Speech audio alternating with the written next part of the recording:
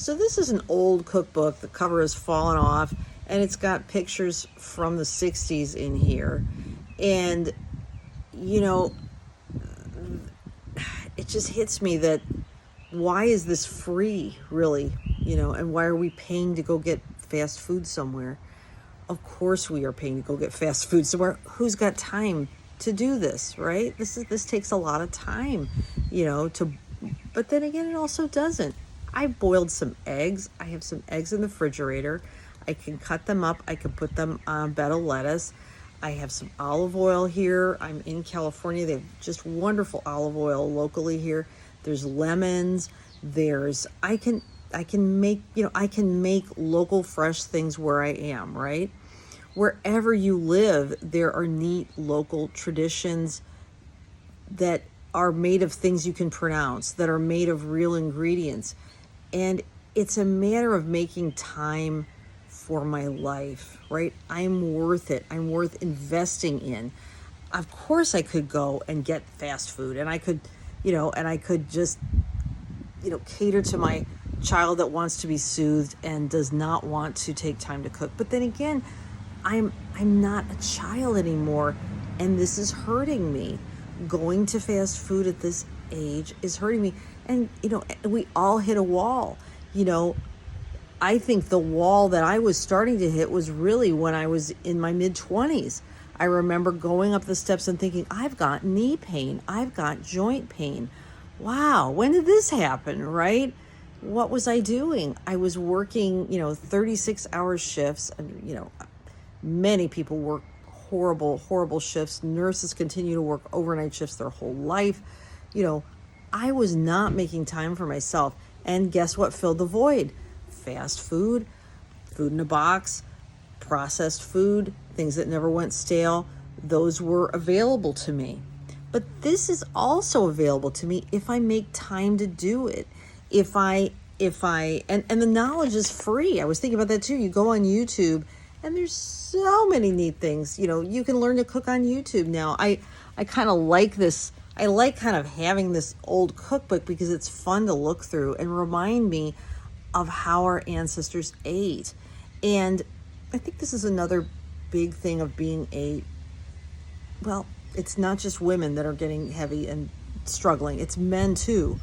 But I think as women,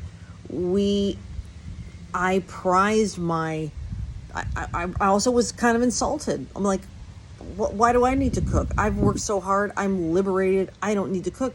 The only price was my health.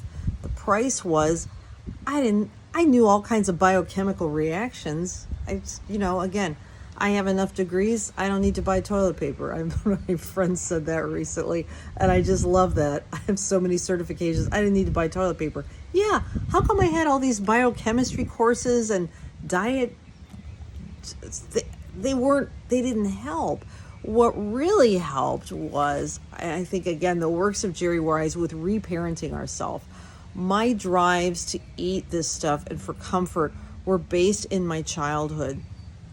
And my aversion to cooking was also based in my childhood.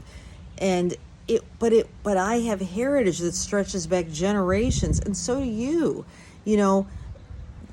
Again, the like water for chocolate quote, I made soup today and all my ancestors danced in the pot. I mean, we've lost that connection to health, to the land, to the local community. And I think about that. That's what California was like about. When I remember thinking, wow, people really have local traditions here. They prize local food. Columbus, Ohio, where I grew up, also had wonderful traditions. Of course, beautiful traditions, but we were also a test market for fast food in the 80s. So, a lot of those things just, you only have so much room in your life. And when it gets all, and again, don't eat, toys, fun, come here, again, my inner child is like, I want to be soothed. I've sacrificed my life. I'm a physician. I've worked so hard. Oh, let me just have this ice cream. Let me just have these, let me just go through the drive-through, and someone will be nice to me at the drive-through. Oh yeah. And people have yelled at me all day. People, a customer service people, nurses, medical assistants, front desk people. Oh, people have crapped on me all day. I'm going to go get some fast food. Someone's going to be nice to me. Okay. And that's the other thing. It's not about reason, right? It's not about my frontal lobe. Oh yeah, all my medical school classes were all about, oh, here's calories in, calories out, and I was fat, sick, getting diabetes. Great, I think about like the fear, oh, I'm getting diabetes. Well, to know that and have been around that as a physician, I should have been able to go, okay, I don't want diabetes. I can't eat this way anymore. However, I didn't know what to do. Well, it's not like it's a secret. It's all there when you look in the past. We are the same people, as 1940s, 1950s. We are related to those people. And just look at how they ate. Just look at places like in Europe where the food traditions have not been totally destroyed by fast food and commercial eating. And we can reclaim those things. Of course it takes time and it sucks. And it's 9 a.m. me versus 4 p.m. me. 9 a.m. me is making this video thinking I'm going to eat really great today. 4 p.m. me is ordering pizza right now. But yeah, old 4 p.m. me definitely was ordering pizza. New 4 p.m. me, I've been protected by 9 a.m. me, and I have routines in place that I've got stuff to grab. I've got my animals. I've got my seltzer water. I've got my thermos in my car. I've got things that I can grab because, again, children grab the keys, right? We grab things. We need something to reach for. You can't outthink a craving. You have to outdo a craving. You have to do something else. You have to get out of drive another way. If you go past a fast food restaurant every day, drive a different way. Think about how you can break that chain. And then, again, we're like animals. When you do something 3 times, it's really high risk to become a habit. If you pass up something 3 times, that pushing it away also becomes a habit.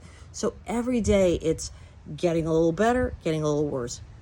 Am I doing things? It's incremental, small changes over time. And then we wear those on our bodies. I worked in addiction and I still work in addiction. You could lie about being in recovery from cocaine or heroin or alcohol because you don't wear all those choices on your body. You can look, I'm the drug test is fake. The drug test is fake. When I was overweight, I would say, God, I hardly eat anything. And I'm a vegetarian and I'm just eating meat. I'm just eating vegetables and fish. But I'm so fat and I'm so heavy and I'm so sick. And the rubber hit the road when I couldn't even walk my dog. I'm gonna think about that I don't have a dog today, but I have my sheep. I was like just going along like sheep. I'm just going along with, well, this is how I've always eaten.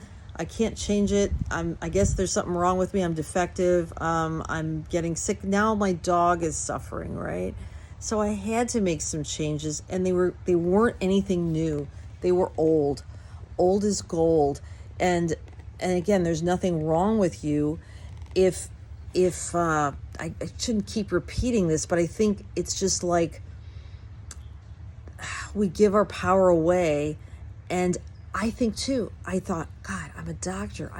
What is wrong with me? I have all this biochemical knowledge, yet it's not working. Well, it wasn't that there was anything wrong in the 70s to fix. We just need to go back to what worked. And it's going to look different for you. Your favorite foods and my favorite foods are very different and based on our childhood. And even if you loved fast food, that fast food is an echo of a real good thing. A hamburger is a wonderful food. But again, the highest quality meat you can get, a grass-fed burger, if you can get the highest quality meat you can get with lower carb condiments, that's a wonderful, healthy food. So, explore some old things. Think of your childhood and what foods you like, because no diet works without things you like. And even chocolate. You know, chocolate, why do we crave chocolate? Chocolate has magnesium in it, okay? Now, I used to fool myself thinking, oh, I'm having all this dark chocolate for the magnesium in it. Well, no, I mean, it also has sugar and also has calories. It is a treat, and it's something that you can have in small quantities. But our bodies are not stupid. They're craving stuff. They're craving things. There's wisdom in our bodies, but we need to kind of slow down, you know, and slow down and take a pause and journal, scream in your car, you know, do something else. Go away, you know, later gator the fast food. Just push it away. Just say, I'm going to go without this for just one day. You know, right? It's just one day, just for 24 hours, I'm going to go without fast food. Just for 24 hours, I'm going to go without chocolate. And then, you know, when you have chocolate, or 24 hours, I'm going to go without ice cream. And that was a big one for me. I used to have a daily ice cream, especially in the summer. I pretend I probably wasn't exactly every day, but it was more days than not. And that was a big one. Now, I still have these foods, but again, these are fun time friends. They're not everyday friends.